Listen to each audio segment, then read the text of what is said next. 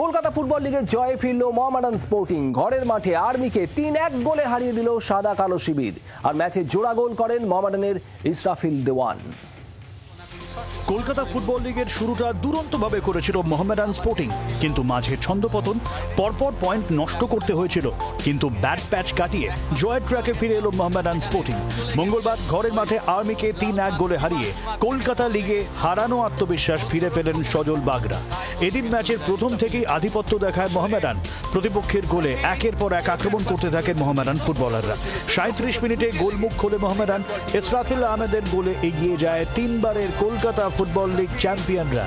প্রথমার্ধের ইনজুরি টাইমে ফের গোল করে ব্যবধান বাড়ান সেই ইসরাফিলি।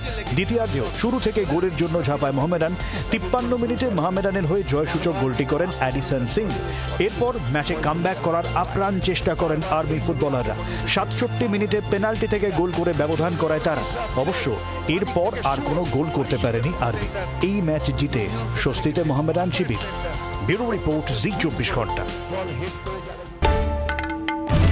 বাংলার আওয়াজ, বাঙালির আবেগ, জি ২৪ ঘন্টা।